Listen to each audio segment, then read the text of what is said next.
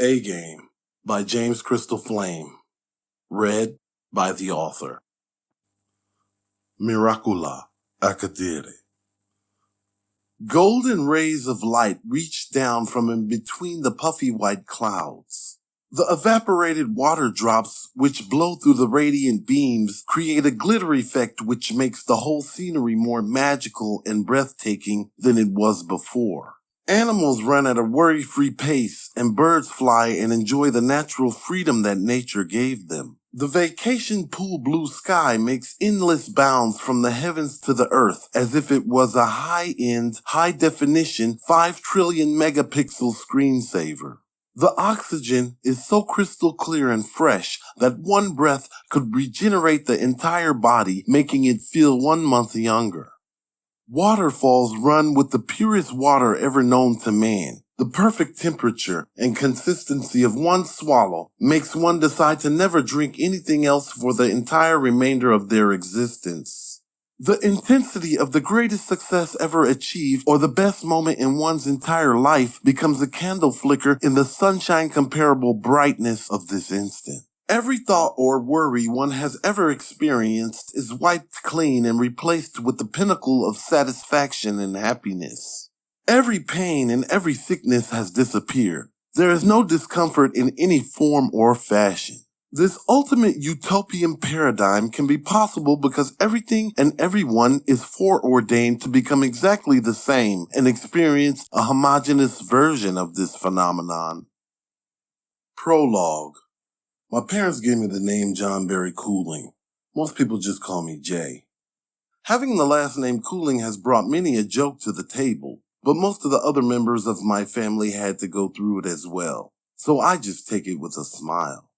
My great-great-grandfather, Barry S. Kooling, was one of the first settlers to move back to the western coast of the United States after the strike slip faults were finally assessed inactive. After spending generations in the deep desert areas of California, there was only one word to describe what it felt like to be back and what he had done for the generations of our family to come. I live in a place called Carinas, California, a city that stands where Los Angeles, California and Fraser Park, California had combined. After over half a century of moving farther away from the strike slip faults, the land finally settled down and became stable again. That's when my grandparents decided to move back to the West Coast again like their forefathers. When they died, they left me and my brother Ron an old rundown unit which we fixed up and sold. Ron lived with his girlfriend and I was a few blocks away in a multiplex. That was about 3 years ago. Now, after a lot of hard work and saving, I finally have my own unit. It's a little bit smaller than my grandparents' old unit, but it's new, and it will probably last for at least 2 more generations. I used the money I got from my grandparents to make a down payment, but I'll probably be paying on it for the rest of my existence. It has automatic sliding doors, standard electronic module temperature adjustment, and automatic light control. It came complete with 2 stationary levels and 1 expandable level with a garden deck. It has 2.5 fully automatic sensor-controlled bath pods, 3 bed pods, and a space kitchen which prepares complete meals for 6 on command within 15 minutes. Nano-chip color controls are integrated in the walls and appliances. The touch screens and voice control have all been enhanced with the new MindTap chip system, which costs around 30 kilo tags itself. Not to mention, it's a grade A 100% no-failure one. Not like the secondhand stuff you get off the black market, which can cause temporary hallucination or blackouts if you get too close to any random electromagnetic waves. With the chip, I can control anything in the unit, even expansion and security, just by thinking about it. It can also control multiple functions of my glider. The name of the company I work for is Prepaplan. My job is to transport classified material from one sector of the corporation to another. It's kind of like being an armored truck driver for a bank. They give me a fully charged PCRD 1.0, which is like a taser but stronger and can be effective up to 5 meters away. PCRD stands for Physical Capability Restricting Device. I've only needed to brandish it once when some traveling salesman wandered on the premises and began to get rowdy with Dave, one of my coworkers, after he refused to buy any of the salesman's products. They give us a fully armored titanium utility glider, Titan for short, which glides really smooth over the resistor tracks considering its weight. It's equipped with integrated climate control facilities. And it even has a panic closet for two in case things get really ugly. We usually work in teams of two and we never know what we're bringing or taking.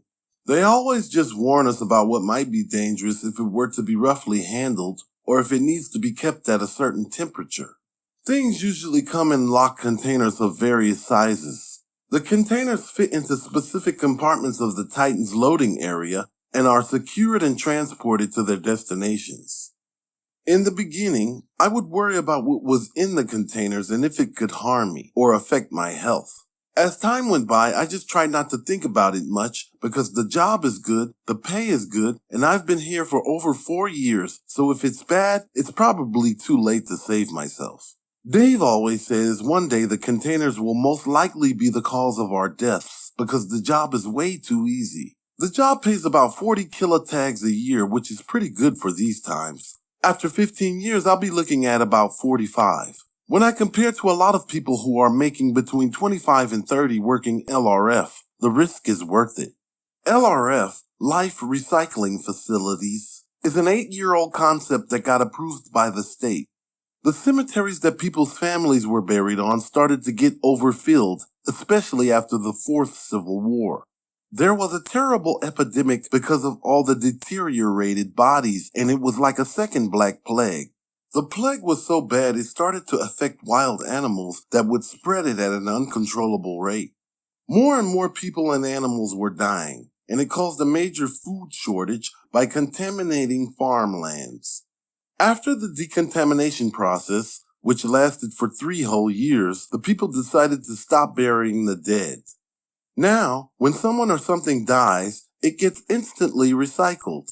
The dead material gets sorted according to the health of the organism at the time of death and the recommended use of such materials. They make all kinds of stuff from dead things now, and that naturally opened a whole new job market. I know a few people who work LRF, and they tell me stories that will make your skin crawl. An example is Karen. She and I have been friends for 3 years, and she told me that one day at her job in Beauty Corp, an LR facility, she saw how they remove eyeballs from cows, humans, and any other life forms with relatively decent-sized eyes. She explained to me how the company uses them as an ingredient in some of their face and hair products. Karen's job is secretarial. She explained to me how the eyeballs must be removed carefully by specially trained people because of the complex differences in sizes and shapes. Expenses would be too high to get doctors to do that kind of work, so they just train normal people who possess average education. Living in Carinas is okay, but I always thought I would pack up one day and go somewhere else. It didn't matter where. I just wanted to explore something new. I have a few friends and only keep in touch with close family members. One of my best friends is Daryl. Daryl is the type of guy you can always do something with, no matter what. If it's a boring Sunday and it's raining outside, Daryl will sometimes call and say, "Come by and let's play Protron 6 or catch a 6D flick." Daryl is a totally social person. He enjoys a lot of people surrounding him, and he knows just about everybody. He's always informed about everything going on in our community, especially if there's a party going on. I don't even have to log on to Surface if I want to hear the newest gossip. I just go to Daryl. Daryl and I are both built about the same, but he's always dressing extra crazy, while I just stick to what's normal as not to attract too much attention to myself. Daryl's a good friend to have if you want to hook up with women. He even showed me how to talk to girls. He's not the best looking guy in the world, but man, can he talk. It's embarrassing sometimes the stuff he says to women, but 85% of it works. As I mentioned earlier, another one of my good friends is Karen. I met Karen at work one day. She was getting a coffee shot from the cafeteria before she dropped off some HDCs, hyperdata cards, to one of the office's at Zimtex. She didn't have enough tags on her mini GC, so I loaned her a couple. She insisted on paying me back and wanted my number, so I gave it to her.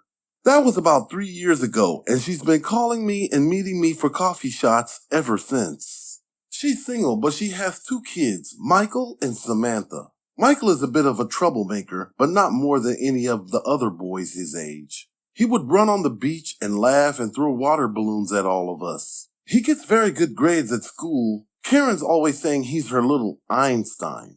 Michael is a lovable child. You can never stay mad at him, even if he gets into mischief. Samantha was still small and hugged on her mother's leg a lot.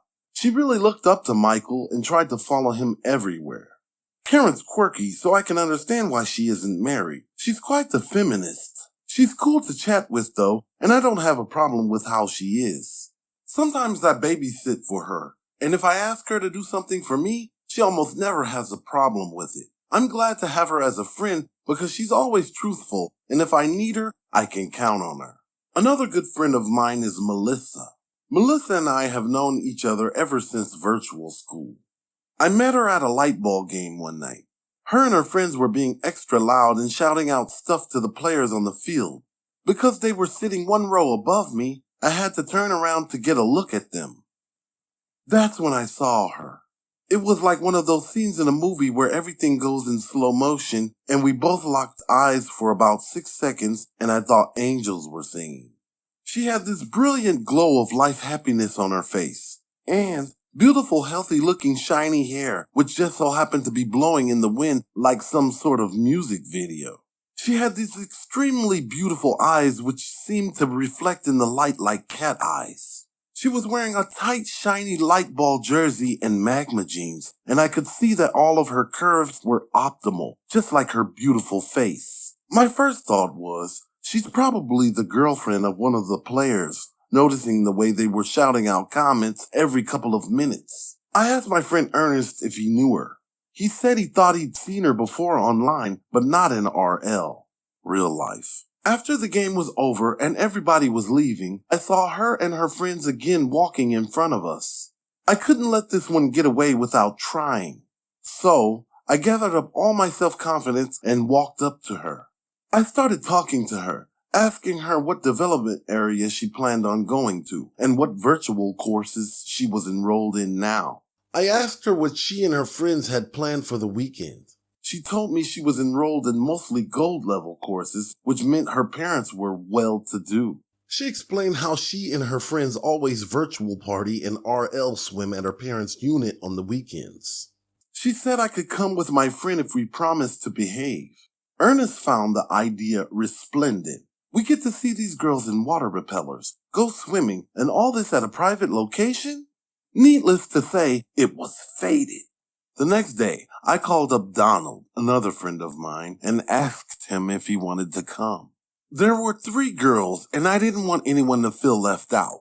We all came together at Melissa's parents' unit and had a great time. Melissa's parents were really cool people. They didn't bother us at all. Melissa and I started dating regularly after that, and I got to know her well. Back then, I had a summer job, and I would only use the tags to buy togs, clothes, and outfits, and do stuff with her. I used to rent single units almost every weekend just so we could be alone. Well, just as many teenage love stories go, we ended up separating. She went on to study aerospace engineering, and I electromagnetism 4th generation.